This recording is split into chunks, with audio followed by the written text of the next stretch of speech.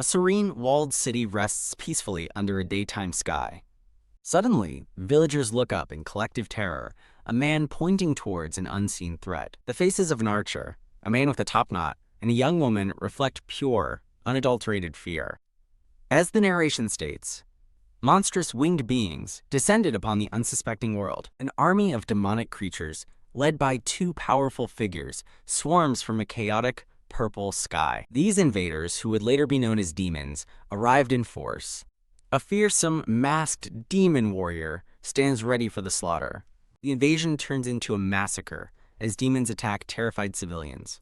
Enraged human warriors draw their swords and charge into battle against the invaders. A grotesque, multi-limbed demon stands victorious atop a mountain of corpses. In a desperate last stand, the Orthodox and unorthodox Murim factions united their forces in Sichuan. The united warriors clashed fiercely with the demonic horde.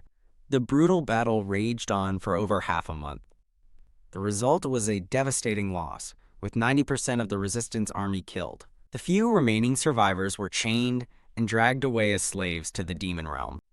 Among them was the narrator, a battered and collared purple-haired man. 5 years later, the purple-haired man is trapped in a horrific biomechanical device, his eyes wide with terror. Unable to use inner energy, he was subjected to countless experiments and brainwashing. He was transformed and forced to join the demon realm's subjugation army. Decades passed as he was made to invade other dimensions and carry out endless slaughters. His life became an unending cycle of killing. Through his bloody contributions, he rose through the ranks to become a commander among the demons, his hair now white. The white-haired commander smiles cruelly behind his monstrous, jaw-like mask. Unmasked, the commander looks up with weary but unyielding determination. He reveals he spent 50 years searching for the method to manifest a cosmic, eye-like gateway. And 65 years after that, he stands in a chaotic demonic city as war rages. His plan has seemingly ended in failure, as he lies defeated, pierced by arrows.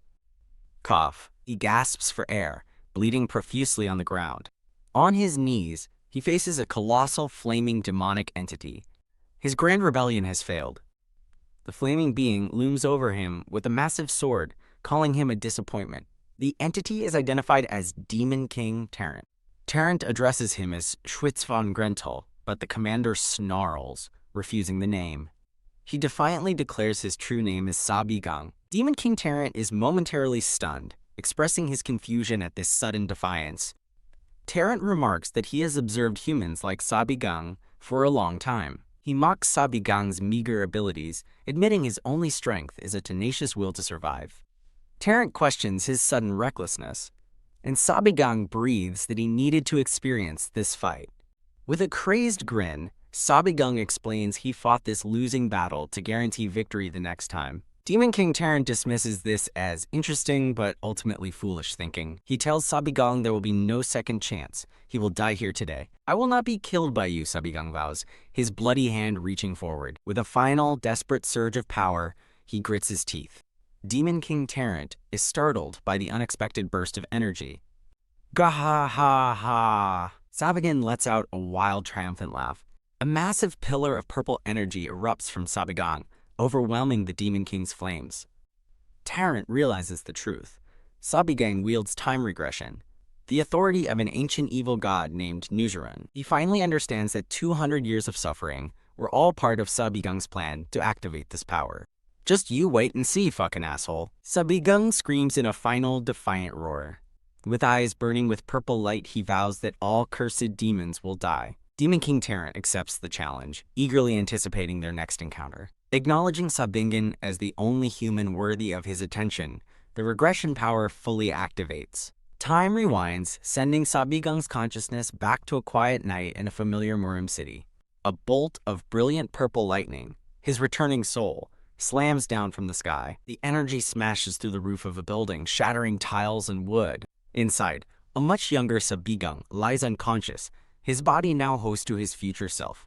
A faint, confident smile appears on the young man's face as his mind reawakens. Snap! His eyes flash open with a crimson glow, filled with centuries of rage and experience. He has returned to the Dragon Spring Academy, the place where his long nightmare began. Tang tang. Elsewhere on the grounds, a worker hammers a nail while repairing a roof. Two roofers gossip about the freak lightning strike that destroyed the training ground's roof.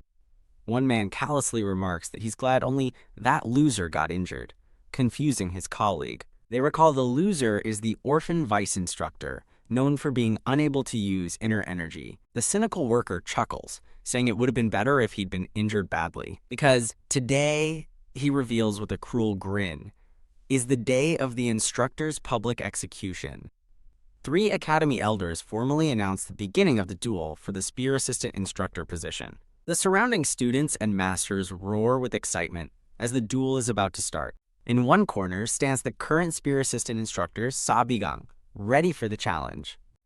His opponent is introduced as the challenger, the self-proclaimed invincible divine spear, Maing Sondeok. The 2 spear masters face off in a duel to determine who is truly worthy of the position. With the crowd watching, they are commanded to fight with their honor as martial artists on the line. Tang, Maing Sondeok, taps his spear, remarking that Sabigang seems better than he expected. He laughs, mocking Sabigang for using a lightning strike as an excuse to avoid their fight. Maing Sondeok patronizingly offers to end the fight quickly on account of his bravery. He sneers, suggesting Sabigang could just surrender in the very far future. Or right now. Sabigang cracks his neck and begins to tell a story about an instructor who couldn't use inner energy. He recalls his past life, where that incompetent instructor was shamed and defeated in a public duel. In that original timeline, he was humiliated, losing his position, and forced to do menial jobs. He remembers the truly terrible days of suffering he endured after his crushing defeat. Maing Sondeok, utterly confused by this story, demands to know what nonsense he is spouting. With a sharp, vengeful grin, Sabigang declares that he has been waiting a very long time for this moment. Stunned and enraged by the sudden arrogance, Maing Sondeok roars at his opponent's disrespect. Stomping the ground, he fumes that he was originally going to let Sabigang keep some of his pride, but now, he declares, it's time for Sabigang to pay the price for his insolent mouth. Enraged, Maing Sondeok unleashes his power and charges forward, ready to attack. He prepares to strike with his signature technique, the Bull Demon Spear art. Roaring, his eyes burn with crimson energy as he focuses his killing intent. He lunges forward, initiating the first form of his powerful spear art. Maing Sondeok drives his massive spear forward with what should be an unstoppable force. The technique is revealed, a devastating attack known as the Ferocious Bull Charge. But to his absolute shock, he feels none of the expected impact on his spear. He missed completely, staring in disbelief as his weapon slices through empty air. Sabigang calmly appears behind him, remarking that an attack has to actually land to work. You bastard! Maing Sondeok spins around, furiously swinging his spear in a wide, desperate arc. Sabigang effortlessly dodges the clumsy attack, causing his opponent to stumble forward. Maing Sondeok pants in disbelief, wondering how anyone could dodge a technique he's honed for decades. Sabigang mocks his opponent's slow speed, shattering Maing Sondeok's confidence. Refusing to accept reality, Maing Sondeok convinces himself it was merely a lucky fluke. He leaps into the air, unleashing a frantic, spinning barrage of spear strikes. Die, he screams, unleashing the full power of his Bull Demon Spear art, 4th form. Maing Sondeok descends with his ultimate technique, the devastating falling bull strike. Unfazed, Sabigang calmly grips his spear, his eyes sharp with focus as he prepares to counter. Where Sabigang spins his spear with impossible speed, creating a defensive barrier of motion. He stops, perfectly poised with a confident smirk, ready for his opponent's attack. Bahaha. Maing Sondeok laughs maniacally, convinced his powerful technique cannot be blocked by such a half-assed defense. Unveiling a new power, Sabigang forms a swirling ball of pure fire in his hand. Maing Sondeok stammers in utter disbelief at the sight of the unexpected fire magic. The Academy elders watch in horrified shock, unable to comprehend the impossible display of power. Likewise, the student onlookers are completely stunned, their faces frozen in collective awe and disbelief. Maing Sondeok is engulfed in a fiery explosion, screaming in agony as he is burned. A sweating elder nervously declares that the duel is officially over. He raises his hand to the silent crowd and announces the victor is Assistant Instructor Sabigang. Maing Sondeok writhes on the ground, his body still smoking, as he desperately screams for water. A grim memory flashes. Sabigang remembers being captured alive by the demons in his original life. He recalls being dragged to the demon realm, where he survived through sheer will for centuries. Another flash shows his endless battles, fighting as a demon warrior to survive. Back in the present, Sabigang looks down at the scorched Mang Sondeok and asks what he thinks of his Heat-Yang arts. With a triumphant, smug grin, he reveals the martial art is called Fireball. Mang Sondeok can only twitch feebly on the ground, completely and utterly defeated.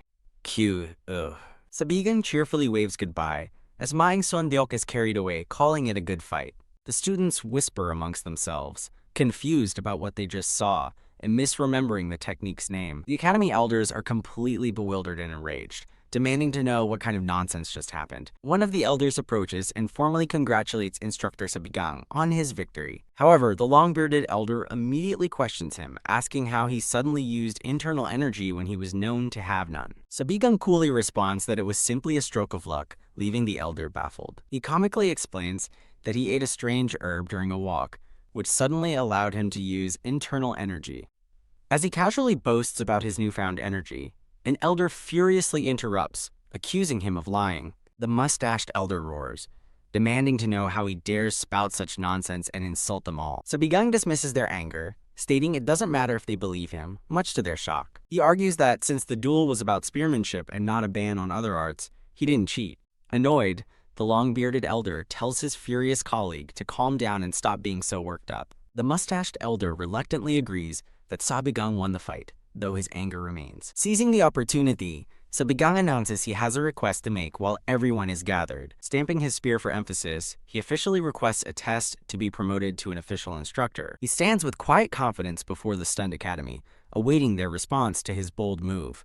Two students stare in shock as he walks past, unable to believe he is the same person. Sabigang walks with his hands behind his back, exuding a new and powerful aura. The students whisper about the man from the duel as he passes, and Sabigang overhears with a sly smile. He glances back over his shoulder, his expression sharp and filled with hidden purpose. He stands before the Dragon Spring Academy, an orthodox institution established to train the future of the Muram. The academy recruits talented children from prominent sects and clans to become pillars of the Orthodox Alliance. Its teaching staff is comprised of masters from the Alliance, divided into assistant and senior instructors. As narration explains the assistant role, Sabigang enters a quiet building, wondering what's happening. Inside, he is confronted by a man in a physician's uniform who has been waiting for him. The man turns and immediately demands to know how Sabigang is suddenly able to use internal energy. The man, identified as Dragon Spring Academy's recovering body pavilion master Jin Baek, angrily asks what he has done. Master Jin Baek is not an instructor, but the physician responsible for treating the academy's patients. Sabigang repeats his stroke of luck excuse, but Jin Baek screams that it's nonsense, as he's treated him for a long time. Jin Baek recalls trying every possible medical technique to cure Sabigang's condition in the past. He falls into despair, questioning his own skills as a physician if his patient could be cured so easily by chance. Overcome with emotion, Jin Baek cries that he knows how it feels to be hated and is now too ashamed to face Sabigang. Sabigang recalls an event from 15 years ago when Jin Baek heroically saved a dying child from a fiery bandit ambush. In that same incident, the noble physician ended up gravely injured while saving others. Back in the present, Sabigang addresses the despairing physician by his title, Recovering Body Pavilion Master. Grasping his wrist, Sabigang reassures him not to blame himself, promising that this time, he will ensure the master survives. Master Jin Baek looks up, stunned into silence by Sabigang's impossible promise. With a reassuring smile, Sabigang tells him to simply trust him, vowing to resolve all their problems from now on. Later that night, a shirtless Sabigang looks out his window at the full moon, contemplating his next move. He summons a glowing blue magic circle in his palm, assessing his current level of power. He realizes his regression cost him over 90% of his mana, leaving him at roughly the 4th circle of magic. Remembering it took centuries for his demon commander self to reach the 8th circle, he feels disappointed but grateful to have any mana at all. A flash of memory shows his past self, chained and then subjected to horrific biomechanical experimentation. Another memory shows his terrifying masked form as a commander, leading demonic hordes into battle. He recalls finally standing before the massive cosmic eye he had spent decades searching for. He reflects that by returning to the past, the entire history of the Jangmurim has been reversed, and as a result, the horrific demon invasion has not yet occurred. Pat, he clenches his fist with renewed purpose, noting that the key word is yet. He knows that in exactly 10 years, the demons will invade again and the Murim world will fall. But now he possesses crucial information about the demon army's magic and the powerful artifacts they will use for the invasion. And most importantly, he holds knowledge of their leader, the formidable demon king Tarrant. His eyes burn with crimson light as he grits his teeth, now knowing exactly how to take them down. Jinbaek appears at his door, asking if Sabigang is in and what's going on. The physician gravely informs him that Vice Academy Master Cheon Semyong is looking for him, much to Sabigang's surprise. Sabigang questions why the Vice Master would send a physician with the message, but Jinbaek says he doesn't mind and is more worried for him. Jinbaek suspects the summons is about his promotion request and warns him to be careful. He explains that the Vice Master will surely have a grudge after his recommended fighter Mang Sondeok was so thoroughly humiliated. As Sabigang puts on his robe, Jinbaek asks why he suddenly decided to seek a promotion to official instructor. With a sharp predatory grin, Sabigang declares it is the first step to fixing the corrupt academy. Walking through the academy halls, he recalls that Dragon Spring was once a renowned institution. In its prime, it was considered the very best of the top 3 orthodox martial arts academies. However, that changed when the academy master, one of the top 10 martial masters in the world, suddenly vanished. After a fruitless 2-year search, the academy struggled to find a worthy replacement. As a result, the once great Dragon Spring Academy lost its fame and began to decline. Sabigang internally curses the piece of shit Vice Academy Master, whom he blames for the decay. He enters a formal meeting room where 2 elders wait. One confirms his identity before proceeding. The stern-faced Vice Academy Master, Cheon Semyong, questions Sabigang, asking if he is truly serious about his promotion request. A fiery flashback begins, showing the academy burning on the day of the demon's invasion. Huff. A wounded and terrified young Sabigang stands amidst the fiery chaos. He remembers how strange monsters, never seen before, appeared and began slaughtering everyone. Egg monsters rampaged through the burning city as terrified citizens scream for their lives. The young, terrified disciples of the Dragon Spring Academy plead for their lives, begging the monsters to stay away. But their pleas were useless, as a massive beast ruthlessly devoured them. On that terrible day, someone shouts for an instructor Deung to hurry. Sabigang watches in disbelief as 2 figures flee the chaos with bags of treasure. He bitterly remembers that if Vice Master Cheon Semyong hadn't abandoned his post to escape with valuables and had simply reported the invasion and activated the defenses, countless lives would have been saved. Back in the present, Sabigang stands before the elders, still vividly recalling the screams of the disciples sacrificed that day. He thinks to himself that though this tragedy has not yet happened, he is back in the past to prevent it.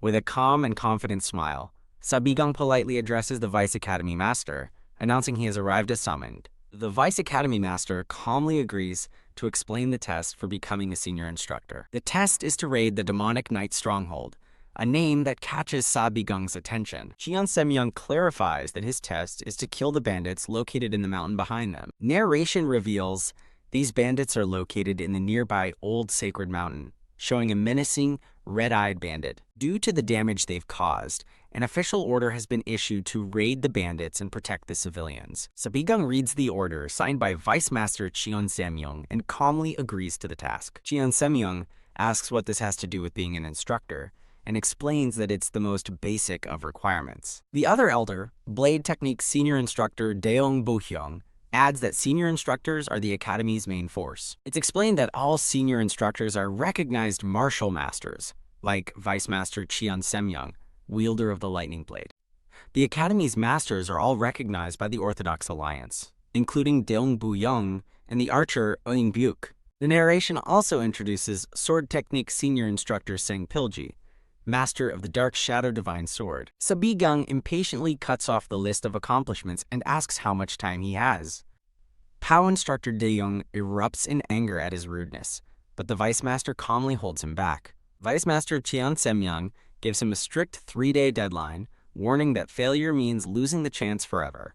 With a confident smirk, Sabigang turns and promises, "I'll be back," After he leaves, Instructor Deyoung fumes over his arrogance, while the Vice Master remains silent and shadowed. The enraged instructor asks if the Vice Master is truly considering promoting such an arrogant kid. With a sinister smile, Cheon Se-myung tells Instructor Deyoung not to worry about what happens if he succeeds. He declares with chilling certainty that Assistant Instructor Sabigung will never come back from this mission. As Instructor Deyoung reacts in confusion, Sabigung uses a haste spell, speeding away from the academy. He internally curses Cheon Se-myung, revealing he knows exactly what the Vice Master is plotting. As he runs, he recalls that this was the time when the Green Forest Alliance began its rise to fame. He knows that at this point in history, most people are unaware of their true nature. For now, he thinks, it's not a major organization. Back in the office, the instructor is confused, but the Vice Master knows the real problem is the bandit leader. He reveals the true threat, the Demonic Knight Stronghold Master, a man named Ak Gujum. He explains that Ak Gujum isn't just a bandit, but the former leader of the unorthodox heaven-destroying sect. The Vice Master recounts how Ak Gujum survived betrayal, enacted a bloody revenge, and is now a wanted man hiding nearby. The instructor asks how he knows all this, but Cheon Se-myung just laughs menacingly, dismissing the question. The Vice Master recalls Sabigung's impressive display in the duel, acknowledging his skill. However, he thinks this is a real test, not a duel. He is certain that Sabigung won't make it back alive. Meanwhile, Sabigung speeds through the forest toward the mountain. Tap. He activates a levitation spell, stepping onto a magical platform in midair. Using magic circles as stepping stones, he leaps up the mountain, realizing his fourth circle magic isn't enough to beat Ak Gujum. With a sudden insight, he realizes there is a simple solution. He continues to ascend the rocky cliff face using his magic. His plan is to circle up to the peak. He approaches a seemingly ordinary cliff face at the mountain's summit. Confident in his 8th circle knowledge, he activates a search spell, his eyes glowing with purple power. His magical search scans the area, revealing a hidden source of power within the rock. He stops before what appears to be a normal cliff wall, but he knows it is actually something more. With a glowing finger, he touches the rock face, revealing a ripple of energy. He grins, confirming his suspicion, a barrier made of mana. He recalls that such hidden places exist all over the Central Plains. These locations, concealed by mana barriers, hide unstable portals. As he suspected, his search reveals a powerful, special-grade mana stone. He remembers these were created using the demon's dimensional travel technology, which opened gates for their invasion. A diagram explains a critical flaw in the demon's portals. Living and non-living things travel at different speeds, a problem they never solved. He reflects on the demon's solution, planting powerful mana crystals in advance. The narration explains they used this equipment to prepare for future invasions. This mana stone recovers the demon's power, but is useless to the people of the Central Plains. However, with a flash of red in his eyes, Sabigung prepares to absorb its power for himself. A new day dawns over the old sacred mountain. Suddenly, a massive blast of purple energy erupts from the mountain's peak. The explosion alerts the Demonic Knight Stronghold Master, Ak Gujum, and his bandits. One of the bandits cautiously reports to his master that he can't find anything amiss. The terrified bandit stammers an apology as Ak Gujum furiously questions his report. With glowing red eyes, Ak Gujum orders his men to search thoroughly, certain he felt an energy explosion. As his underling worries, Ak Gujum suddenly senses a presence behind him. Sabigung sits casually on a clifftop, acknowledging that the Demonic Knight Stronghold Master is indeed a peak martial artist, just as he'd heard. The bandaged Ak Gujum glares up at the intruder, demanding to know who he is. Sabigung smirks, summoning a complex purple magic circle in his hand. With a relaxed pose, he simply asks, "Me?" He reveals his identity with a menacing grin, an instructor of the Dragon Spring Academy. The bandits are shocked and confused, wondering why an academy instructor is here. Ak Gujum silences his muttering subordinates with a single command. He points his sword at Sabigung, demanding to know if he caused the energy explosion. Sabigung coolly confirms his suspicions with a simple, taunting question. "What if I was?" Swoosh. A red aura erupts around Sabigung as he rises to his feet, shocking the bandits. Boom. The explosion of power blasts outwards from Sabigung's position. Ak Gujum vows to kill him, but Sabigung retorts that killing him is precisely why he came. Akgujum is taken aback by his confidence as Sabigang unleashes a blast of purple energy. Stunned, Akgujum is thrown back by the sudden, powerful magical assault. Sabigang summons his Mana Blade, a sword of pure purple energy. In a flash, he cuts down all of Akgujum's subordinates. He decapitates the last bandit right before the horrified eyes of their leader. Sarcastically calling it a coincidence, Sabigang casts an ice spell, forming a new blade. He smiles sadistically, ready for battle with his newly formed ice sword. Clash. Their blades meet in an explosion of red and purple energy. Sabigang grins wickedly, telling Akgujum he'd better avenge his men. Enraged and shocked, Akgujum again demands to know who his opponent is. Their blades clash once more in a brilliant explosion of power. The two warriors exchange a lightning-fast flurry of strikes. Their high-speed duel continues, lighting up the dark forest. Sabigang casually repeats his identity while effortlessly blocking a strike. Akgujum struggles to believe he's being overwhelmed by a mere instructor. The intense duel rages on, with Sabigang elegantly dodging and parrying every attack. Akgujum realizes, with dawning horror, that his opponent isn't even trying. Kia? He grits his sharp teeth in frustration and rage. Sabigang breaks through his guard, sending him flying. Sabigang closes the distance, his purple blade streaking through the air for another attack. Akgujum unleashes his ultimate technique, the heaven-destroying Hegemon Divine Arts. Furious he roars, enraged that a bastard like Sabigang forced him to use this power. He begins a villainous monologue about being betrayed and thrown from a cliff. As he boasts about collecting energy for revenge, Sabigang rudely cuts him off, asking, "Who asked?" "What?" Akgujum is shocked into silence by the utter disrespect. Standing atop a pillar of ice, Sabigang declares he doesn't care about a useless villain's backstory. He then unleashes his next attack, Freezing Wave. Akgujum stares in shock as Sabigang casts his next spell, Astral Chain. The ice wave surges upwards, encasing Akgujum's legs and lower torso in solid crystal. At the same time, glowing purple chains of magical energy wrap tightly around his wrists. Sabigang lifts his hand, hoisting the completely immobilized Akgujum into the air, weak. The bandit master screams and struggles furiously against his magical bonds. Sabigang calmly approaches, telling him that any struggle is completely futile. He explains that chains are a special spell designed to drain a martial artist's internal energy, causing Akgujum to cry out in pain. The enraged Akgujum demands to know where Sabigang learned such sorcery, accusing him of being from the demonic cult. Sabigang coolly corrects him that it's magic, not sorcery, and condescendingly insults the bandit's intelligence. Seething with impotent rage, Akgujum can only grit his teeth and curse him.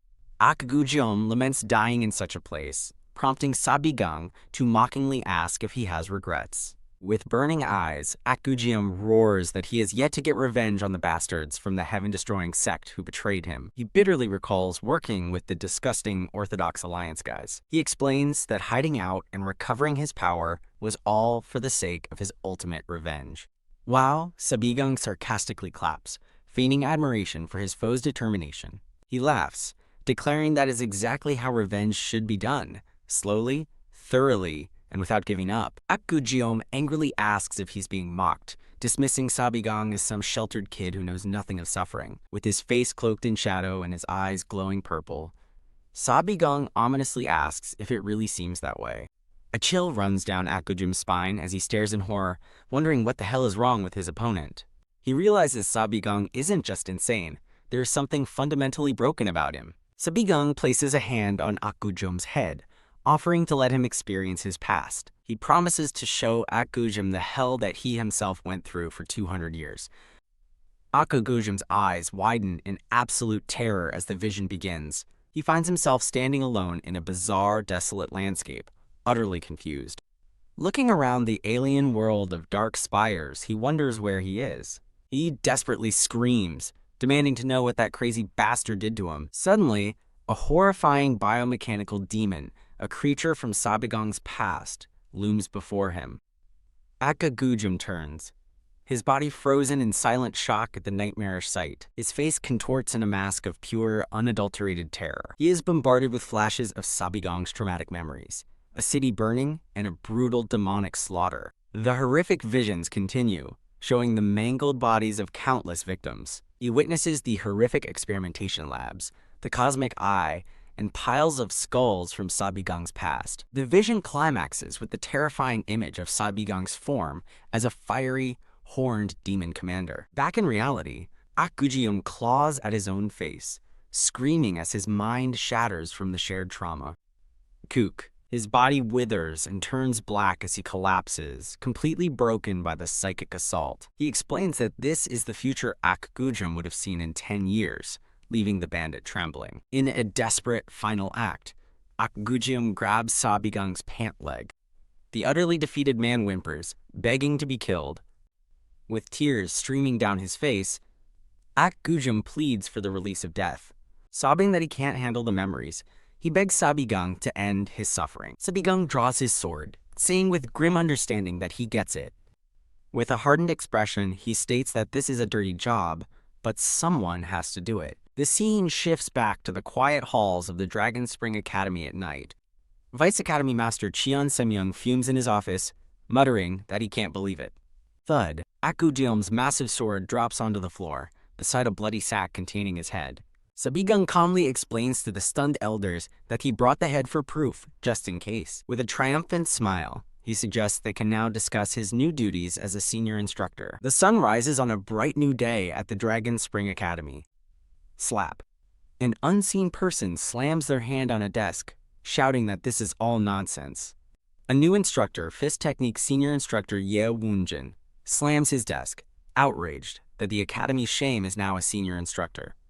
Archery Technique Senior Instructor Yoon Bok calmly asks Deng Bo-hyung if Sabigang truly raided the Demonic Knight stronghold by himself. Blade Technique Senior Instructor Daeung Bu-hyung confirms with a grim expression that he went to Old Sacred Mountain that morning to see for himself. He recounts finding the corpses of the bandits and Akgujeong right where Sabigang said they would be. Sweating, the instructor admits that he doesn't know how Sabigang accomplished it. He reveals that everyone except Akgujeong had their throats sliced in one attack, prompting Instructor Yeo to shout nonsense since Sabigang was a spear instructor. Instructor Yeo scoffs at the idea of Sabigang hiding sword techniques, but Instructor Deong furiously dares him to go check for himself if he doesn't believe it. A commanding voice interrupts their argument, asking them what they are doing. Vice Academy Master Cheon Semyoung sits in silent, deep thought. He internally grapples with the situation, admitting that it makes absolutely no sense. Cheon Semyoung recalls confirming that Akgujeong was a peak martial master and can't fathom how Sabigang defeated him and his subordinates in a single night. He briefly considers if another elder helped, but dismisses the thought, realizing even he couldn't have pulled it off. Deciding to investigate further, he turns to Instructor Deong. Cheon Semyoung asks if Instructor Deong can still contact the Ghost Shadow Manor, shocking him. The Ghost Shadow Manor is revealed to be one of Murum's most notorious assassin organizations, willing to do anything for pay. Cheon Semyoung orders them to hire the assassins to uncover everything about Sabigang, but Instructor Yeo questions if he'll still promote him. The Vice Master smirks, telling Instructor Yeo not to worry as he hands him a scroll, explaining that he has an idea. A confused Instructor Yeo unrolls the scroll, learning it's the list of disciples Sabigang will be in charge of upon his promotion. Oh ho! As he reads the list, his eyes widen in sudden, dawning comprehension. He erupts in laughter, praising the Vice Master's brilliant idea, while Cheon Semyoung chuckles, admitting he put his position to good use. They laugh devilishly, speculating that an inexperienced instructor like Sabigang might quit before the assassins even begin their work. As Sabigang walks away, Cheon Semyoung asks if Instructor Deung gave him the list, which Deung confirms he did before their meeting. The Vice Master leans in, curious to know what Sabigang said. Deung explains that Sabigang just smiled and accepted it, seemingly oblivious to the implications. Walking with a confident smirk, Sabigang dismisses the other instructors as idiots. He reflects that he returned to this specific time and place for a greater purpose. Recalling his past and the power of time regression, he remembers pondering his mission thousands of times. He knows he can't defeat the dimension-conquering enemy alone. Therefore, he resolves that the best course of action is to raise an army. He plans to build a powerful army trained in both magic and martial arts, not the weaklings who died before his regression. With a determined gaze, he approaches a group of first-year students. He knows these are the troublemakers of the first-year class. He identifies them as talented, but held back by their difficult personalities. Others in the group are untalented or neglected due to their commoner backgrounds. He assumes the elders assigned him this challenging group, thinking he would fail. But the elders are unaware that one of these students is the future Heavenly Sword Alliance leader. And another will become a legendary archer, an expert in assassination who kills the most demons. He grins, showing sharp teeth, knowing these two future heroes are now his students, and he formally introduces himself as their instructor. He stands before them, realizing his future army is right in front of him. The scene shifts to a different part of the academy. Pow! A large muscular student brutally punches a smaller classmate. Ack! The student cries out in pain from the forceful blow. As the boy coughs on the floor, his attacker dismissively tells him to get up. The bully, Gok Book of the Dragon Tiger Escort Agency, cracks his knuckles, saying their external arts training isn't over. His victim, Tan Li Jung of the One-Star Sword Clan, pleads with Bok to stop. Gok Bok sneers, telling him to stop acting like he's being bullied. He declares Li Jung should be thankful to witness his fist arts, but Li Jung weakly protests that he's supposed to learn his own clan's swordsmanship. Gok Bok laughs mockingly at the mention of the One-Star Sword Clan. He cruelly asks Li Jung why he would want to keep learning such a useless martial art. Enraged and humiliated, Tan Li Jung clenches his fist in the dirt, sputtering, "You!" Gok Bok sneers down at the defeated Tan Li Jung, their tense confrontation filling the courtyard. As Tan Li Jung lies on the ground, Gok Bok challenges him to another duel. Terrified, Tan Li Jung stammers that there's no way he can fight again. A voice rings out, telling Gok Bok that's enough, as a new student intervenes. Yan Wook-young of the destructive Sword Yan clan steps forward, telling them to stop causing commotions before the exam period. Gok Bok reluctantly agrees, telling the kneeling Tan Li Jung he should consider himself lucky. Tan Li Jung looks up gratefully at Yan Wook-young, who remains silent and aloof. After being saved, Tan Li Jung looks down, his expression somber and dejected. Suddenly, a voice from the doorway calls out to cadets Yan Wook-young, Gok Bok, and Tan Li Jung. An academy official appears, explaining that Vice Master Chian Sem-young sent him with a sudden message. He announces they're all being transferred to a newly created class, shocking Gok Bok. Sabigung welcomes the cadets with a sharp-toothed grin, introducing himself as their new instructor. A long-haired female student wonders what's happening, while Yan Wook-young scoffs in disbelief. Gok Bok erupts in fury, screaming at Sabigung to stop messing around. He furiously complains about being suddenly moved and placed under a half-assed instructor. Tan Li Jung watches nervously as Gok Bok defiantly states he won't follow such a shitty order. Sabigung calmly remarks on Cadet Gok Bok's insolent choice of words. Gok Bok screams at him to get lost, refusing to learn from someone who couldn't even use internal arts until recently. Sabigung simply responds with a calm, knowing smile. He summons a purple magic circle, coolly quoting Academy Rules Article 3, Clause 5. Blink in an instant, Sabigung teleports directly in front of the stunned Gok Bok. Gok Bok roars, his eyes wide with rage and surprise at Sabigung's sudden appearance. Sabigung finishes quoting the rule stating an instructor can punish a cadet for guidance as Gok Bok falls to his knees. Gritting his teeth, Gok Bok channels a fiery aura into his fist. He lunges forward, roaring and calling Sabigung a shit-faced bastard. He unleashes his ultimate technique, the Dragon Tiger Mountain Splitting Fists. Sabigung effortlessly blocks the punch while listing his students' infractions, starting with swearing and violence. He continues his list, citing the unauthorized use of internal arts during class. As Sabigung mentions the worst offense of all, Gok Bok cries out in pain. Sabigung strikes Gok Bok's forehead, sending a wave of concussive energy through his body. Gok Bok screams in agony, his eyes rolling back in his head. With a smirk, Sabigung mocks his student's pathetic martial arts ability. His eyes glowing red, Sabigung unleashes a brutal flurry of strikes against the overwhelmed Gok Bok. A powerful blow connects, sending out a concussive blast of red energy. Gok Bok stumbles back, utterly defeated by the lightning-fast assault.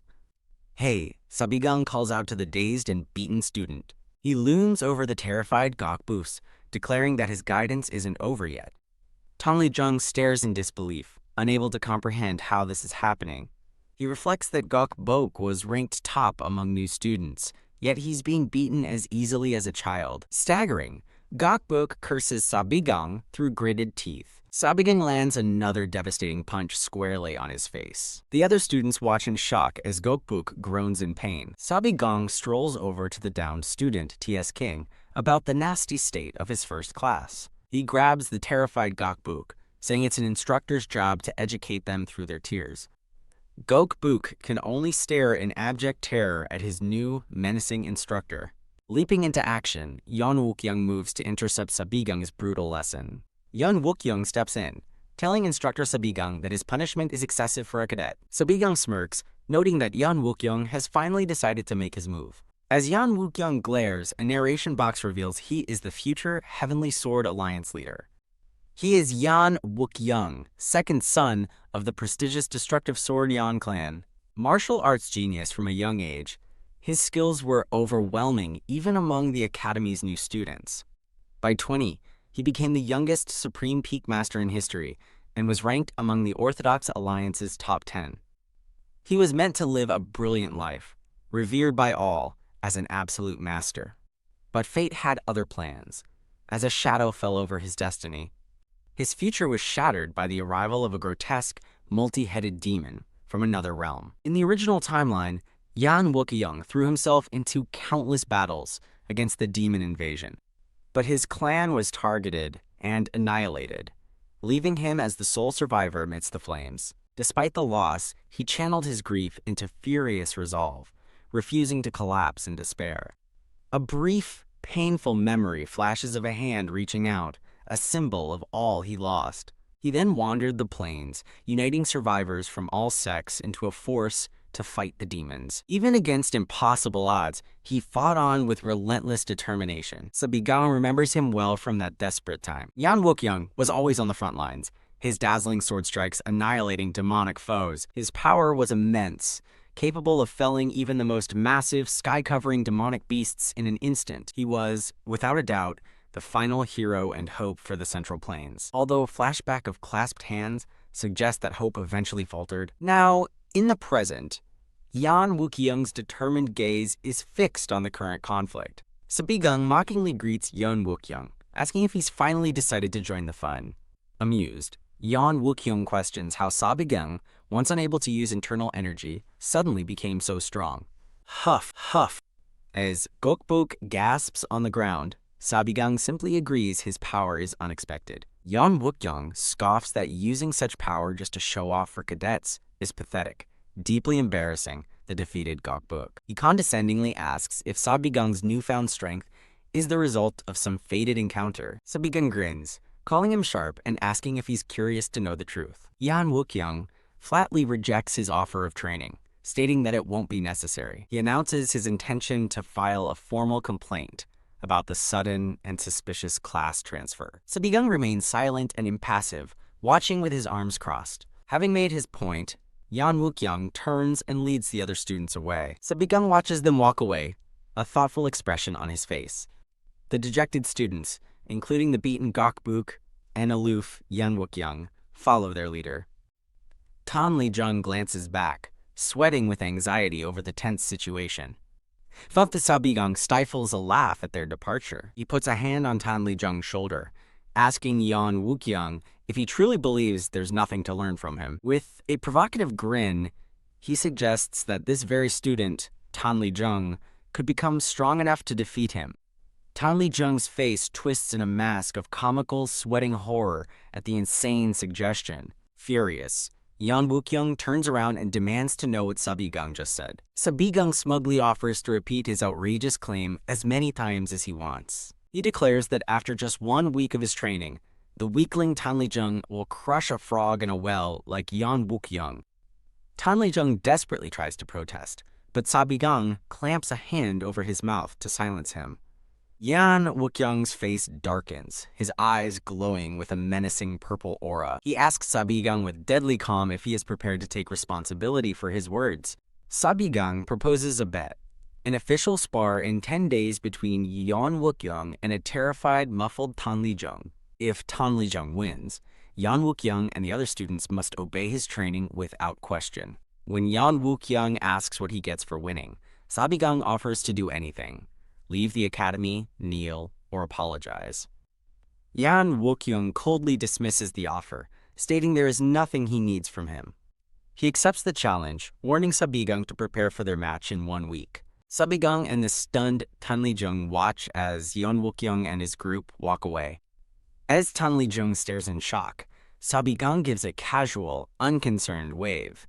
Tan Lijung begins to panic and scream, but Sabigang calmly tells him he is being too noisy. Shaking him, Tan Lijung desperately asks what he's done, but Sabigang merely comments on his overflowing energy. Tan Lijung frantically grabs Sabigang, demanding to know why he has to fight Yan Wukyung, thinking his instructor is insane. Arg, Sabiok shoves him to the ground, telling the little brat to let go. With Tan Lijung defeated on the ground, Sabigang dismisses the other cadets, declaring today's class is cancelled.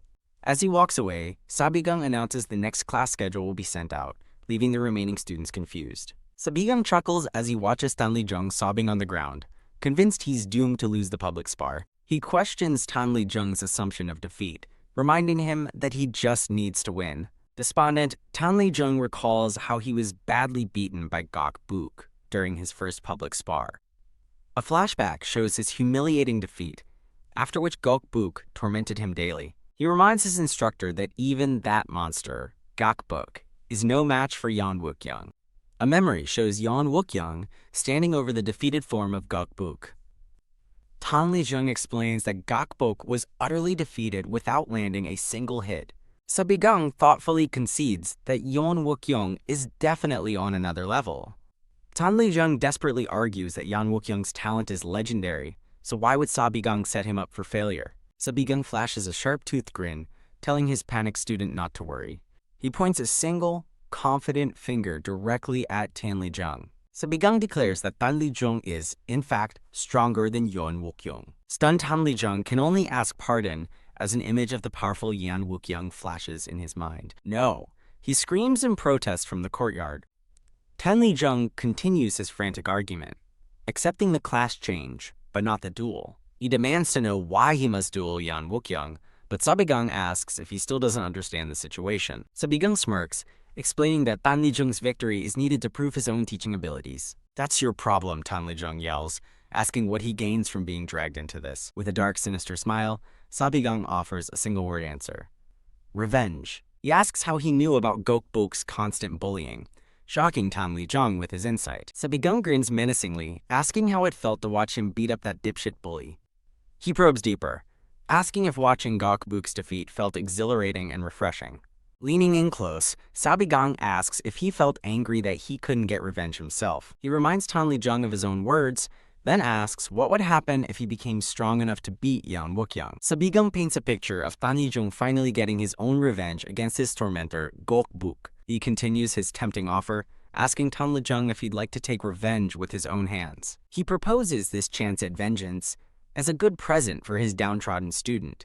After a moment of hesitation, Tan Lijung agrees to the training, asking if he can really become that strong. With newfound resolve, Tan Lijung clarifies that his goal is simply to become stronger, independent of any grudge against Gok Bok. Sabigang gives a final, menacing grin, accepting the challenge.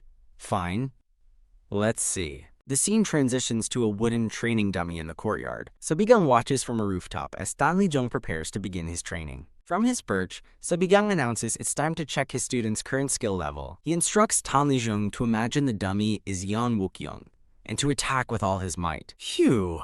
Tan Lijung takes a deep, steadying breath. He charges forward, ready to strike the wooden dummy. Pow! He unleashes a powerful strike, a flash of red energy erupting on impact. With a fierce grunt, Tan Lijung readies another blow. He unleashes a furious barrage of strikes against the training dummy. Sabigang shouts encouragement from the roof, ordering him not to hold back. Tan Lijung screams as his wooden sword shatters against the training dummy. His eyes widen in a moment of sheer, focused exertion. His body gives out as he stumbles forward from the effort. Coughing and gasping for air, Tan Lijung collapses to the ground, completely spent. Sabigang watches from above with a look of calm disappointment. Pathetic, he comments coldly, leaving Tan Lijung utterly crushed by the assessment. Sabigang asks if Tan Lijung knows his problem, as the student pants, recalling how his internal energy always disperses. He remembers practicing his clan's martial arts, believing he had learned them incorrectly, but repeated attempts changed nothing. With his moves confirmed correct, he had his Dantian and Meridians checked by his clan, but they found no abnormalities. As he wonders if he just lacks talent or has an illness, Sabigang smirks, telling him he's wrong. From the rooftop, Sabigang reveals that Tan Lijung's meridian points are simply spread further apart than others. Landing before the shocked student, he repeats that his mind meridian points are unusually spread out. He explains that while this is a rare and advantageous constitution, it's currently a problem due to his youth and lack of internal energy. A diagram illustrates the normal flow of energy from a martial artist's Dantian through their meridian points. A second diagram shows Tan Lijung's wider meridians, which cause his mediocre internal energy to leak out instead of focusing. Sabigang concludes that this dispersion is the source of all his weakness. Tan Lijung stares in shock, admitting he's never heard this explanation before. Sabigang smiles, thinking it makes sense that he wouldn't know, as a dark memory flashes. A flashback shows a wounded, masked warrior with glowing red eyes kneeling amidst carnage. Another image from the past reveals a cloaked and masked figure, hinting at a hidden history. In the memory, a hooded figure approaches the wounded warrior, explaining he only knows this information by coincidence. Returning to the present, Tan Lijung kneels before his instructor, the weight of the past unspoken. Gulp. Tan Lijung senses there's a deep story behind Sabigang's mysterious knowledge. Sabigang puts an arm around him, announcing it's time to fix the problem, to which Tan Lijung asks if a fix is even possible. Of course, Sabigang grins confidently. It's actually very simple. The solution, he explains, is to increase his internal energy, demonstrating his own impressive aura. However, he admits they can't build up his energy in time for the duel. He tells the determined Tan Lijung that there's only one method he can teach him right now. The instruction is simple. Keep gathering internal energy right up until the moment he starts his moves. Once enough energy is gathered, his eyes flare with crimson power. Following the advice, Tan Lijung unleashes a single, devastatingly focused strike. The training dummy is obliterated. As Sabigang explains, this method will let him display his true power. Awestruck, Tan Lijung stares at his hand, ecstatic at the power he just unleashed. Sabigang watches with a knowing, satisfied smile, his plan unfolding perfectly. Tan Lijung excitedly shouts that his energy didn't disperse, but his instructor dryly tells him to calm down before he collapses. Collapse?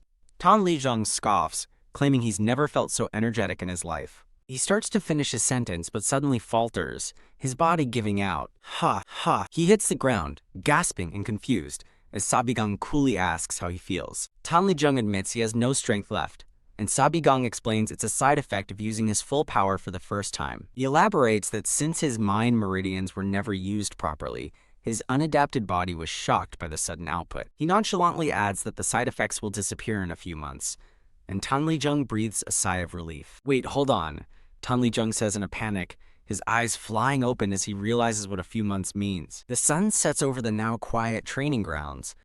The remains of the shattered training dummy lie on the ground, a testament to his power. As Tan Lijung looks on nervously, Sabigang tells him he's currently facing two major problems. He explains that unleashing his stored energy in a single strike will cause him to collapse from the recoil. Furthermore, his core is too small to store energy for long, risking a dangerous energy deviation, making it forbidden. Sabigang asks if he understands so far, and Tan Lijung nervously confirms that he does. When asked about the wooden club his instructor is holding, Sabigang tells him to ignore it and think. He lays out the dilemma. He can only gather energy after the duel starts, which took him roughly 7 minutes. Sabigang grins, asking the million-dollar question, how will he survive against Yeon Wookyoung for that long? A bead of sweat rolls down Tan Lijung's face as he desperately asks what he's supposed to do. Holding up the wooden club, Sabigang declares there's only one answer. You dodge like hell until you've gathered it all, he roars, his eyes glowing with purple intensity as he swings. The club comes crashing down toward a terrified Tan Lijung. Ack! Tan Lijung cries out as the training begins with a painful blow. What are you doing? Tan Lijung cries out in panic as the brutal training begins. Sabigang yells instructions, ordering him to focus, gather energy, and never lose sight of the weapon. An illusion spell is cast, a glowing purple magic circle forming in Sabigang's hand. Huh? Tan Li-jung is stunned as an illusionary club materializes to block Sabigang's real one. Cute. He still gets whacked on the head, the training proving relentlessly painful. The sun begins to set over the academy as the grueling training session continues. Tan Li-jung groans in pain, and Sabigang mocks him for whining when no inner energy was even used. Sabigang orders him to get up, prompting a disbelieving Tan Li-jung to ask if this is truly training. As he clutches his aching head, Tan Li-jung questions the messed up training method, which Sabigang confirms is for dodging. Sabigang asks his weary student if he truly believes this is just bullying. He reminds Tan Li-jung that he's already explained his weakness and shown him the solution. With absolute certainty, he guarantees this is the only way Tan Li-jung can even scratch Yan Wook-young in a week. Sabigang asks if this pain is truly worse than the humiliation he suffered from Gokbuk and Yeon Wook-young. He challenges Tan Li-jung, asking if he'll really throw away this perfect chance to prove himself, leaving the boy speechless. His resolve hardening, Tan Li-jung grips his club and apologizes to his instructor. He stands ready, declaring he can endure a whole day of this training if he must. Amused by the whole day comment, Sabigang leaves his student confused. With a maniacal grin, the instructor reveals he will be doing this non-stop for the entire week, to Tan Li-jung's horror. "Here I come," Sabigang roars, his eyes glowing as he lunges forward to resume the beating. Wait, Tan Li-jung screams in terror as the club comes crashing down on him again. 1 week later, the day of the duel arrives at the Grand Academy. A large crowd gathers in the courtyard as Yeon Wook-young and Tan Li-jung face off in the dueling arena. From a balcony, fellow students murmur, watching the spectacle below. Yeon Wook-young stands with his arms crossed, his expression one of complete, unshakable confidence. Tan Li-jung, though battered and bandaged, stands with a calm, focused gaze. Yeon Wook-young's followers wonder how long Tan Li-jung will last, with one cynically predicting a one-move defeat. Another student wonders if there's any countermeasure, recalling that he saw them training a few times. He reveals that for the entire week, he only saw Tan Li-jung getting smacked around with a stick. A flashback shows Tan Li-jung gritting his teeth through the relentless, painful training. Watching from the crowd, Gokbuk scoffs, calling Tan Li-jung an idiot and trash. He dismisses the entire duel as bullshit, unable to believe the wimp he tormented could ever beat Yan Wook-young. Sabigang muses that Yan Wook-young must think he scammed Tan Li-jung into digging his own grave. Yan Wook-young calls out to instructor Sabigang, catching his attention. He proposes a new condition for the duel, which Sabigang agrees to hear. Yan Wook-young's demand: if he wins, Sabigang must leave the academy on his own. He states coolly that he never wants to waste his time on something like this again. Sabigang smirks and accepts the deal, swearing on his name. He reminds Yan Wook-young of the original terms, lose, and he must attend his classes without complaint. With a wide, knowing grin, Sabigang asks Yan Wook-young if he isn't mistaken about something. He directs Yan Wook-young's focus away from himself and toward his actual opponent, Tan Li-jung. Tan Li-jung stands resolute in the arena, his gaze sharp and determined. Yan Wook-young falls silent, his expression turning serious as he observes his opponent. Clapping his hands, Sabigang announces it's time to begin. He declares the rules. Victory is achieved by forfeit, knockout, or a dropped weapon. Acting as judge, Sabigang forbids lethal strikes, stating he will make the final call on any fouls. The two opponents, Tan Li-jung and Yan Wook-young, stare each other down as the duel is about to begin. With a dramatic swing of his arm, Sabigang officially begins the duel.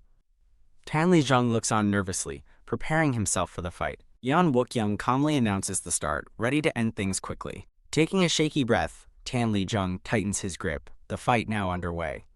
Tan Li-jung just barely manages to block the opening strike, a flash of red marking the unexpected impact. Huh, he thinks, stunned and completely bewildered by what just happened. His vision blurs, showing a surreal image of the weapon against the sky as if time itself has distorted. A phantom voice echoes in his mind, commanding him to surrender, which sends a jolt of fear through him. Confused, Tan Li-jung checks his hands, realizing with shock that his arm is completely fine. Yan Wook-young scoffs, calling him a fool for being so easily rattled by a mere display of murderous intent. He stands with an air of complete superiority, unimpressed by his opponent's panicked reaction. His hands trembling, Tan Li-jung finally understands that the chilling pressure he felt was pure killing intent. He realizes with terror that if Yan Wook-young had been serious, he could have been killed instantly. Overwhelmed, his confidence shatters as he admits to himself that he can't possibly fight the Academy's best. Haunted by the ghosts of his tormentors, he despairs, believing there's no way a week of training can beat a prodigy. In his mind's eye, he feels like a tiny, helpless child facing an unstoppable giant. But then a vivid memory of Sabigung's confident smirk and brutal training methods appears in his mind. He lets out a strained, nervous laugh, attempting to shake off the crushing weight of his fear. Phew. He takes a deep, steadying breath, closing his eyes to focus and recall his purpose. He remembers his true motivation, to become stronger than he is now for his own sake. Thinking back to a week ago, he reaffirms the conviction that set him on this difficult path. Yan Wook-young scolds him for hesitating, claiming he gave him a chance to walk away uninjured. Done with the psychological games, Yan Wook-young finally assumes a serious fighting stance. "You brought this upon yourself," he declares, leaping through the air to deliver a decisive blow. Their wooden swords meet with a powerful crash, as Tan Li-jung successfully parries the assault. Yan Wook-young is shocked, unable to believe his opponent managed to react in time. Leaping back, Tan Li-jung breathes a sigh of relief, realizing he almost lost control of his gathered chi. Without giving him a moment's rest, Yan Wook-young lunges forward to press his attack. Whoa! Tan Li-jung is taken aback as his opponent unleashes the Berserk Dragon's rage torrent. Hayek, he struggles to defend, stunned by the incredible power behind the wave of sword chi. But as he blocks, he senses something is off, questioning the nature of the attack. To his amazement, he finds that the legendary technique is far easier to dodge than he expected. The spectators, including a stunned Gokbook, watch in utter disbelief from the sidelines. Yan Wook-young pauses, grudgingly admitting that his opponent seems to have learned a thing or two. He channels his energy, preparing to use the third technique of the Supreme Dragon Heaven Severing Sword. He unleashes the Twin Dragon Fang Severance, a complex and deadly two-pronged assault. As he blocks, Tan Li-jung is shocked to recognize the attack pattern as the one his instructor used. His body moves on instinct, his footwork perfectly matching the rhythm of the oncoming strikes.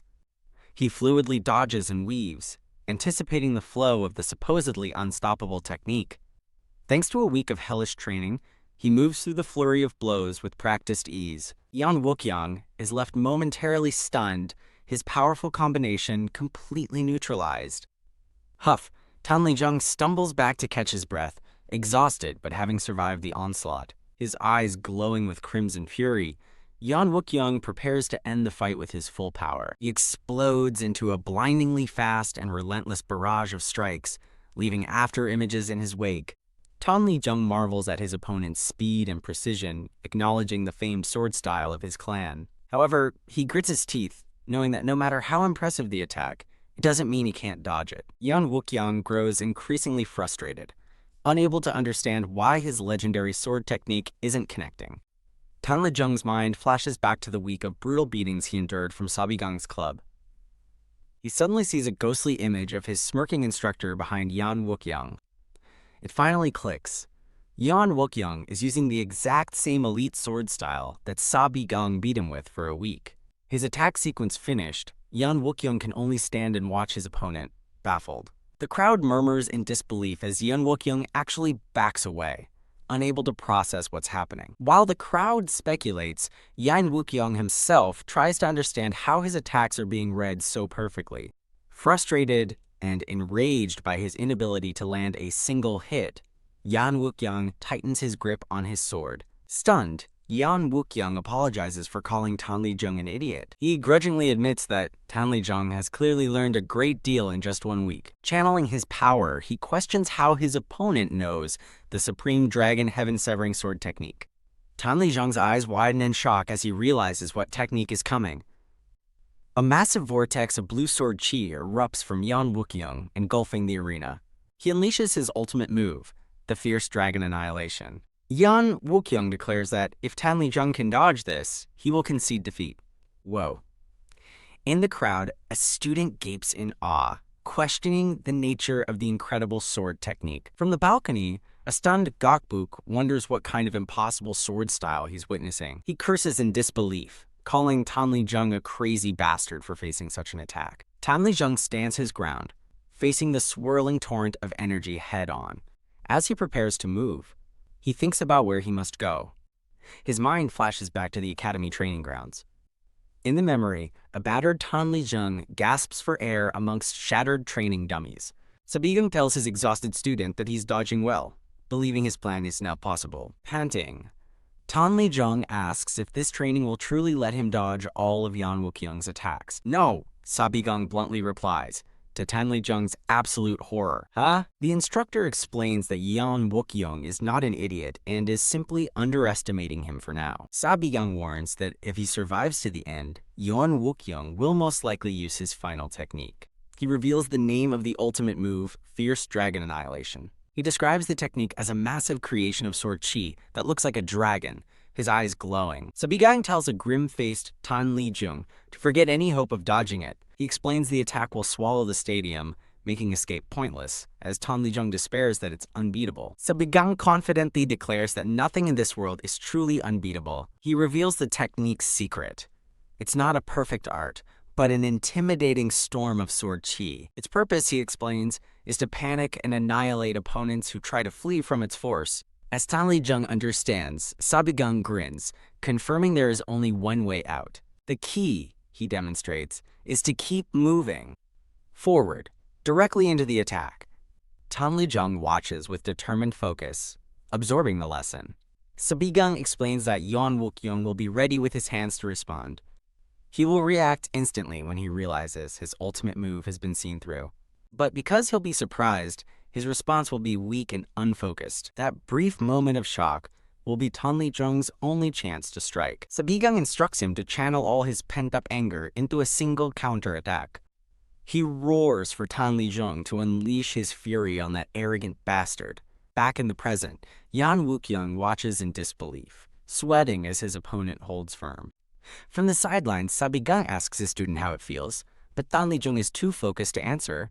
He pushes his instructor's spectral words aside, looking toward the cheering crowd. Students cheer wildly, girls gossip in amazement, and Gokboog seethes with fury at the unfolding victory. With a proud smirk, Sabigung asks his victorious student if the feeling is exhilarating. Yes, Tan Lijung shouts, his face bruised but beaming with triumph. The scene shifts as a new day dawns over the peaceful academy. Sabigung walks down a corridor, his wooden club held behind his back. He enters a classroom where all the students, including a now humbled Yan Wukyung, sit quietly. Tan Lijung sits among them, a confident and changed man, as his former rivals look on. His eyes are sharp and focused, ready for the lesson. Yan Wukyung sits attentively, his expression serious and contemplative. Sabigung smiles, ready to begin his first proper class with all his students present. A bright sun and rainbow shine over the academy, marking the start of a new chapter. Thud, a fist slams onto a desk in frustration. Damn it. At the academy, Vice Academy Master Cheon fumes, enraged that the students who were just against Sabigung have suddenly changed their allegiance. He seethes, wondering how his plan fell apart, as another master blames him for trusting the situation to him. An angry colleague confronts the flustered Vice Academy Master Cheon, demanding to know why their plan to oust Sabigung failed so spectacularly. The man continues to rant, questioning why the cadets, including the once defiant Yan Wukyung, are now willingly following the new instructor. He reveals that both Tan Lijung and Yan Wukyung are now insisting on continuing their training under Sabigung. When one master suggests forcing a class switch, another reveals the students have threatened to withdraw and report them to the powerful Yeon clan. The other masters panic, lamenting that they entrusted a genius like Yan Wukyung to a rookie, fearing for the academy's reputation. They round on Vice Academy Master Cheon, demanding he take responsibility for this disastrous turn of events. Cheon furiously deflects the blame, accusing them of being parasites trying to curry favor with the Yeon clan. He incredulously asks if Yan Wukyung truly lost to a low-ranked student, but his subordinate clarifies that it was technically a withdrawal. The subordinate adds that witnesses considered it a loss, enraging Cheon, who rants about Yan Wukyung's prodigal status. Cheon realizes Sabigung is an unknown and dangerous variable that can no longer be left unchecked. A thought strikes him as he asks if there has been any word from the Ghost Shadow Manor. An aide confirms they've heard nothing since their request was submitted for review, as a group of shadowy assassins is shown. Tiska Cheon scoffs at the arrogance of a mere mercenary group daring to make him wait. A chilling voice suddenly warns him to be careful with his words, making him freeze in shock. Whirling around in panic, Cheon demands to know who is there. A masked assassin with glowing red eyes appears behind him, calling his question foolish. Cheon sweats in terror, realizing that as a peak realm master, he didn't sense the intruder's presence at all. As the chilling realization dawns on him, the assassin gestures toward him. The assassin, flanked by his menacing squad, announces they are here to fulfill the request. The elite mercenary group, the Ghost Shadow Manor, asks for more information on their target, Sabigang. An assassin holds up a sketch of their target, Sabigang. Ghost Shadow number 1 questions the high price being paid to investigate a single rookie instructor. Two assassins discuss the academy's apparent corruption, noting it must be swimming in money. Ghost Shadow number 7 scoffs at the hypocrisy of the so-called virtuous sect, ordering a background check on one of their own. Ghost Shadow number 5 cynically adds that they're no better, taking on such pathetic jobs for money. The leader, Ghost Shadow number 1, sternly calls out number 5. Number 1 reminds his subordinate of their true, overarching mission, for which they vowed to endure any task until they find him. Number 5 immediately apologizes, and number 1 tells him to focus on the mission at hand. An underling asks if they should investigate Jin Baek, who raised Sabigang, but is told to just locate and surveil the target for now. Another asks if the rumor of a fated encounter is true, but number 1 dismisses it as nonsense.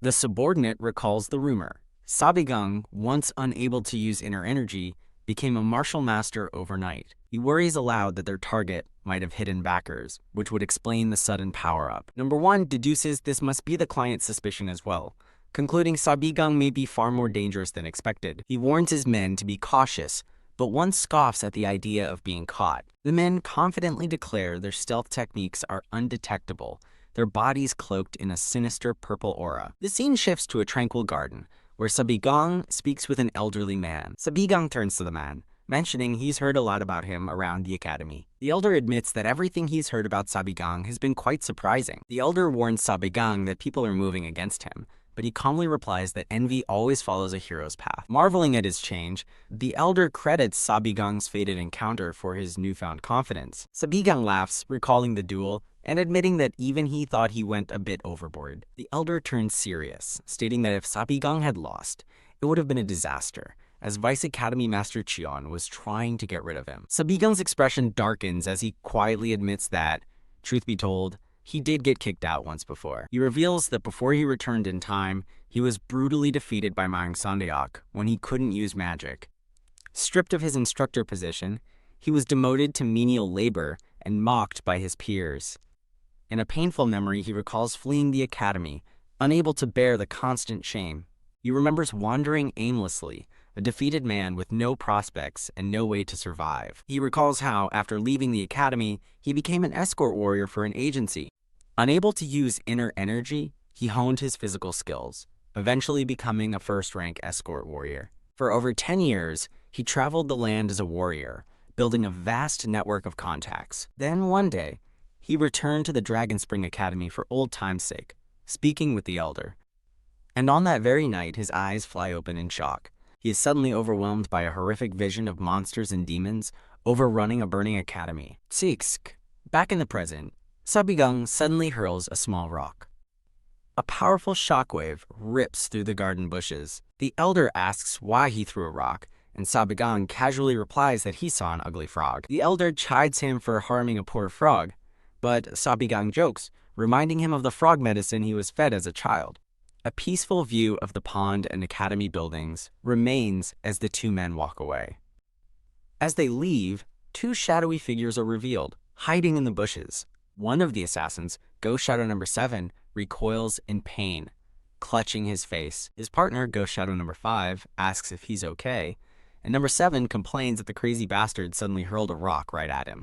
Number 7 nervously wonders if they've been discovered, but number 5 dismisses it, claiming it was just bad luck. Number 5 glares, sternly asking number 7 if he's doubting the Ghost Shadow Manor's stealth techniques over something so small. Number 7 quickly apologizes in fear as his partner tells him to have more confidence in his skills. The order is given to continue surveillance as Sabigang heads back to his quarters. Relaxing in his room, Sabigang reflects on securing his key students, instructors Song Dan, Dan Lijung, and Yeon Wook-young. He declares his first post-regression objective complete and wonders if it's finally time to bring her in. He recalls that if his memory is correct, she should be at a certain place at this point in time.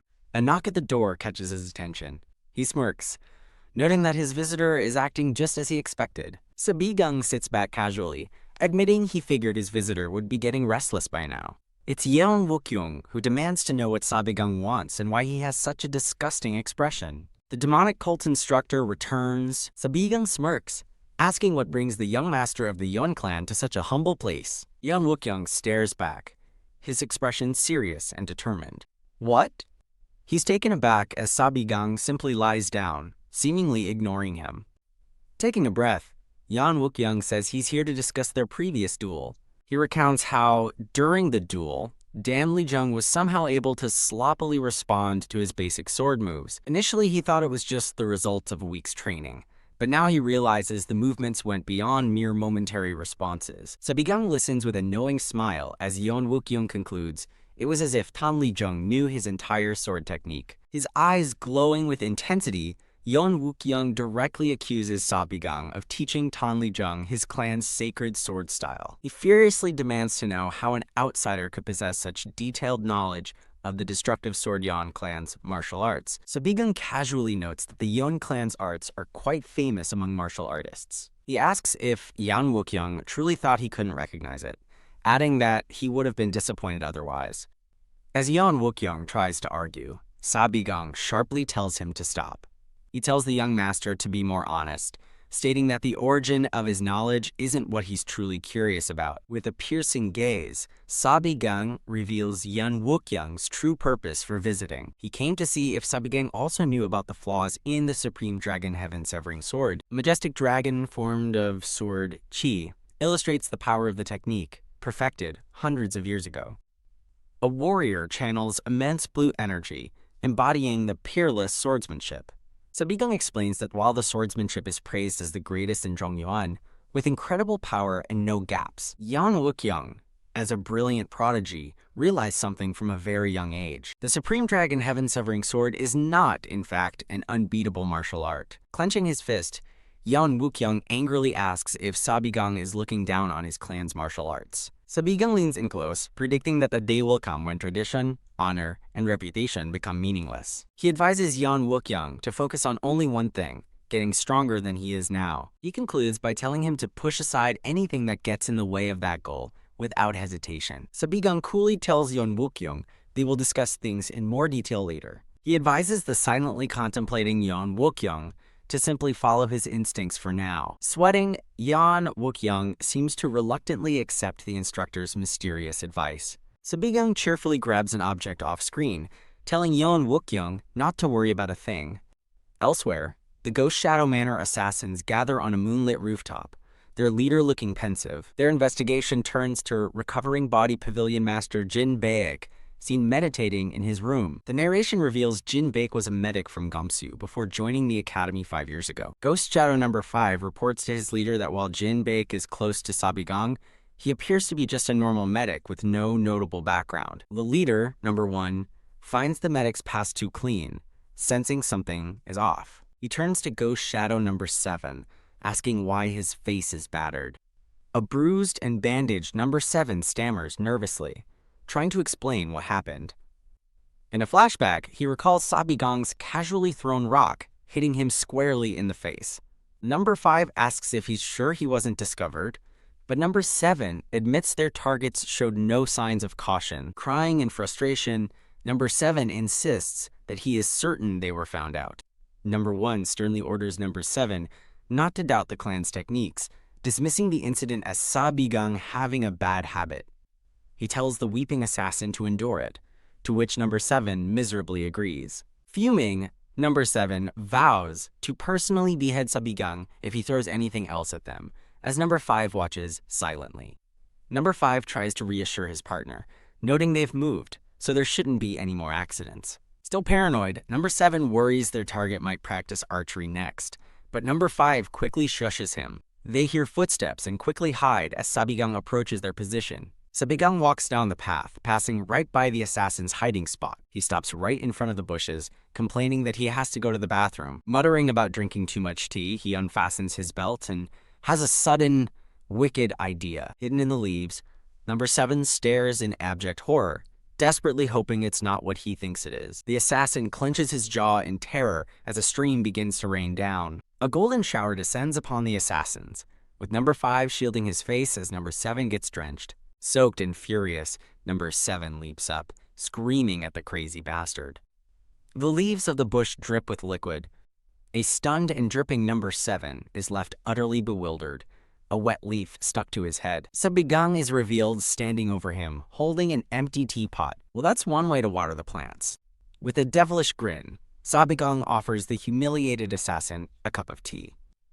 Number 7 stares back, his face a mask of pure, unadulterated shock. Trembling with rage, he realizes Sabigang knew they were there all along and tormented them on purpose. "I'll kill you," he screams, launching himself at the instructor with a dagger. Sabigang remains perfectly calm, casually holding the teapot. The assassin strikes with killing intent, his glowing eyes fixed on his target. Sabigang's hand intercepts the blow, shattering a hidden defensive magic barrier around the assassin's fist. The shattered barrier surprises even Sabigang, who wonders what it was. Before the assassin can react, Sabigang grabs his face. He slams number 7 into the ground with a devastating blast of energy. Grinning menacingly over his fallen foe, Sabigang formally greets the Ghost Shadow Manor. Defeated and bloodied, number 7 lies in a crater of shattered pavement. Sabigang coolly chides the downed assassin for digging into other people's business, as number 5 looks on from the bushes. He smiles pleasantly, addressing his dear Ghost Shadow Manor friends. Enraged, number 5 leaps from the bushes, ready to attack.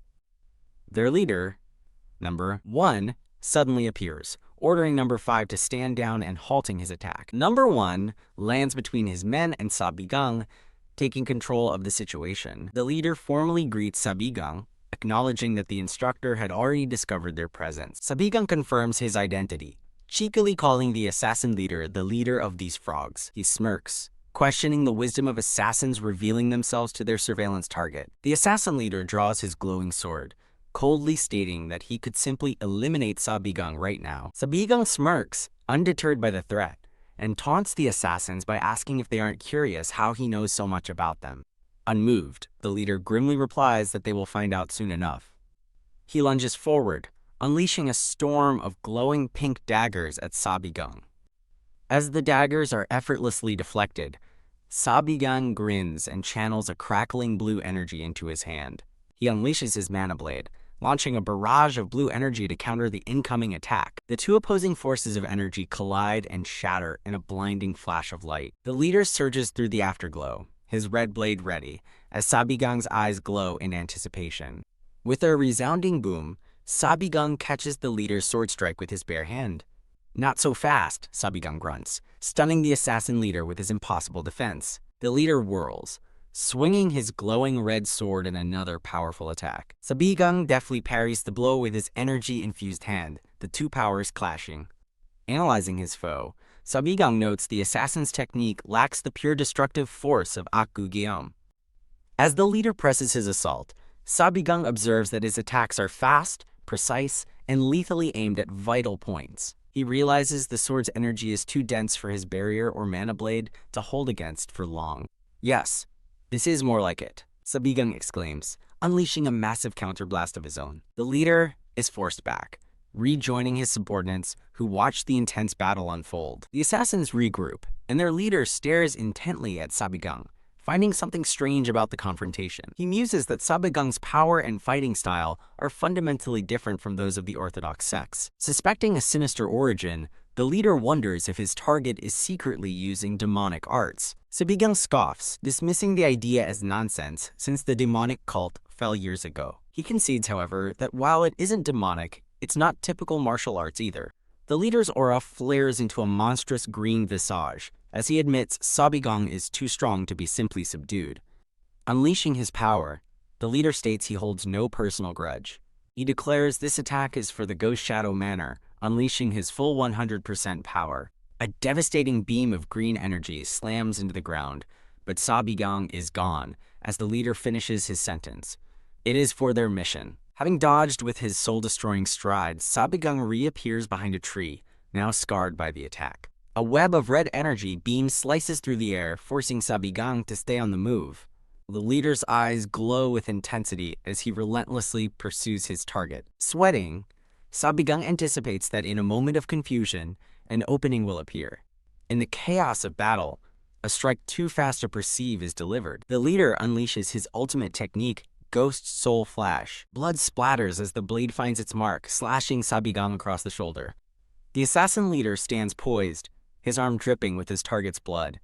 But Sabigang's pained expression twists into a sinister grin as he activates a purple-hued illusion. The assassin leader's eyes widen in disbelief.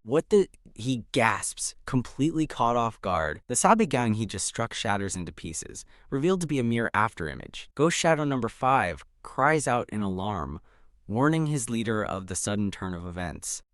The real Sabigang has reappeared behind the downed number 7, mocking their famed stealth skills as his captive coughs in defeat. Using Search, Sabigang's eyes glow, revealing the assassin's auras as he declares he can see them clear as day. Standing over his captive, Sabigang coolly suggests it's time for a deeper conversation. Looking down at the defeated leader, Sabigang correctly identifies him not as the Ghost Shadow Manor Lord, but as the Origin Sect leader. A flashback reveals the mysterious and secretive leaders of the original sect. Their secrecy was so absolute that a bloody tragedy went unnoticed. Decades ago, a massacre wiped out the sect's direct bloodline, yet the martial world remained oblivious. The few survivors are shown kneeling in despair before their fallen comrades, crying tears of blood. The survivors regrouped, adopting the new name Ghost Shadow Manor, to gather intelligence. They rose from the ashes to become a top-tier mercenary organization. Back in the present, Sabigang reveals their ultimate goal: the restoration of their fallen Origin Sect. Stunned and bleeding, the Origin Sect leader whispers that it's impossible. Sabigang coolly explains their history is a top-level secret before offering a blunt proposal: complete 2 missions for him. In exchange for 2 tasks, Sabigang promises to give the leader the very information he's been desperately hunting, shocking him. The leader clenches his fist in fury, questioning how Sabigang dares to speak such nonsense. Kneeling, he proclaims they've spent 20 long years scouring the plains on a sliver of hope for the sake of their mission. He furiously demands to know if Sabigang even comprehends the magnitude of what they've been searching for. Sabigang calmly reveals he knows their quarry, the blood of the Origin Sect. He elaborates that they seek a unique bloodline capable of inheriting their arts, identifiable by a strange birthmark on the left wrist. The leader recognizes this as the core of their sect's restoration, the sole reason for their decades-long search. He desperately asks how Sabigang could know this top-level secret, but Sabigang cuts him off, demanding he make a choice. Sabigang lays out the options: accept his request, waste their lives searching, or simply resume their fight right now. The defeated leader bows his head, silently contemplating the impossible choice before him. He formally kneels, placing his sword on the ground in an act of submission.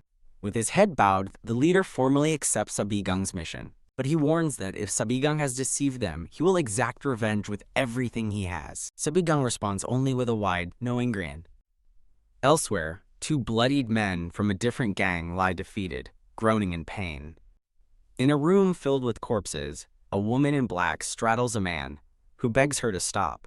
A hand crackling with purple energy grips the man's face as he chokes in agony. The woman coldly applies pressure, her victim letting out a final, pained shriek. She is Manhwa, vice leader of the Black Scorpion Gang, and she is executing her target. A flashback shows her target's gang brutally massacring a village and assaulting its women. She tells him the surviving women hired her for revenge, and he curses her as he dies. The dying vice leader is horrified to find he can't gather his internal energy. He panics as his energy fades away, unable to comprehend what's happening. With his last breath, he tries to threaten her with his gang's retribution. She dismissively cuts him off, reminding him she already knows who he is as she raises her blade. The vice leader's eyes widen as he desperately begs her to wait. Zap ignoring his plea, she finishes him with a final blast of energy. She looks down, her expression grim and resolute as her victim convulses. Her grim task completed, Manhwa stands over the body and wipes her sword clean. A white pigeon suddenly flies through the open window, carrying a message. Manhwa calmly extends her arm, allowing the carrier bird to land. Seeing the scroll tied to its leg, she wonders if it's already time for her next commission. She unrolls the scroll, her expression turning serious as she reads the new mission. The scene shifts back to the Azure Dragon Academy's training grounds. Instructor Seung Dan struggles through his training, yelling with exertion. Sabigung steps in to correct his sloppy form, telling him to stop his nonsense and fix his stance. He orders 200 more repetitions, causing the exhausted student to curse under his breath.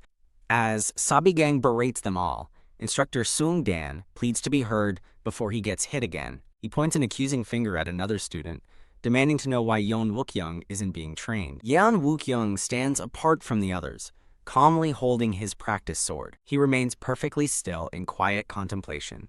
Sabigung explains that Yeon Wookyoung is progressing on his own, but Seung-dan scoffs, insisting he's doing nothing at all. "You think he's on the same level as you?" Sabigung scolds, smacking him again. "Wield your sword." Sabigung silently observes, thinking to himself that Yeon Wookyoung is indeed progressing well.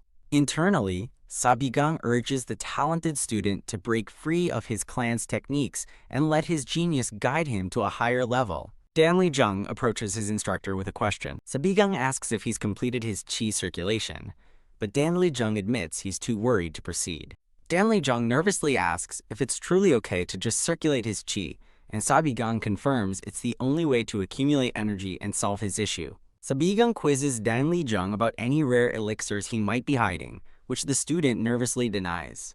As he leaves, Sabigung instructs Danli Jung to constantly circulate his qi, to which the student agrees. Sabigung watches him go, knowing Danli Jung feels insecure because his victory over Yeon Wookyoung was a fluke. He acknowledges the student's problem isn't a quick fix, and turns his mind to a bigger issue he must deal with. Sabigung meets with the Origin sect leader, noting that 10 days have already passed since their confrontation. Just as Sabigung frets that a lack of contact might derail his plans, someone calls his name. Sabigung turns, looking irritated by the interruption. It's instructor Deung Bu-young, and Sabigung greets him, sarcastically noting his displeased expression. Deung Bu-young angrily refutes Sabigung's claim of being busy, shouting that he's just been wandering around. Remembering the brutal fight he witnessed, a sweating Deung Bu-young nervously orders Sabigung to the main hall. He informs Sabigung that he has been summoned by Vice Academy Master Cheon Semyoung. Sabigung enters the office where Vice Academy Master Cheon Semyoung greets him and asks how things are going. With an overly enthusiastic grin, Sabigung claims that teaching such talented cadets makes him feel fulfilled every day. Continuing his flattery, Sabigung credits the Vice Master for the class's quality, which Cheon Semyoung accepts with a pleased cough. Cheon Semyoung's expression darkens as he reminds Sabigung that the academy is under the Orthodox Alliance. He reveals the alliance is concerned about Sabigung's inexperience, which makes the instructor smirk with amusement. A woman's hand rises into the frame, telling Sabigung to show some respect. A woman in a pink dress enters as she explains the Orthodox Alliance has sent an inspector to support him. The inspector gracefully walks deeper into the room. She formally introduces herself as Mei Seolin from the Orthodox Alliance's inspection department. Mei Seolin offers a polite, smiling introduction. Sabigung stares in stunned silence, utterly confused by her sudden appearance. Snapping out of it, he apologizes with a laugh, claiming he was just mesmerized by her beauty, which makes her blush. The Vice Master explains that Inspector Mei Seolin is a rising star who reached the peak realm at an incredibly young age. He warns Sabigung to be on his best behavior and not be discourteous, as Mei Seolin smiles demurely. Sabigung bursts into laughter, assuring them he will be. Later, Sabigung meets with the Origin sect leader, ready to deliver his first commission. He asks the leader if he knows the infamous assassin, the soul-taking celestial maiden, startling him. The leader confirms he knows of her but questions why Sabigung is bringing her up. He recounts that the legendary assassin, seen standing over her victims, has never failed a mission. He adds that while her targets are found with their life force drained, she's rumored to be a peerless beauty. When the leader asks if the mission is to kill her, Sabigung grins sinisterly and says no. Sabigung reveals the mission: summon the soul-taking celestial maiden to the Dragon Spring Academy. The leader is stunned as Sabigung instructs him to tell Cheon Semyoung he must cancel his current commission. A fist slams down. Cancel? The Vice Master angrily confronts the disguised leader for irresponsibly canceling the job, but the leader insists an urgent matter came up. The leader apologizes, offering to find a suitable replacement and even cover the commission fee. Back with Sabigang, the anxious leader admits he can contact the assassin, as he has for past missions. He questions the wisdom of such a foolish plan, reminding Sabigang that the assassin is merciless. Sabigang cheekily asks if the leader is worried for him, but the leader retorts that he'll be in a dilemma if Sabigang dies. Conceding the point, Sabigang turns away, admitting that she is indeed a very dangerous woman. With a wicked smile, Sabigang thinks that because she's so dangerous, he needs her on his side even more.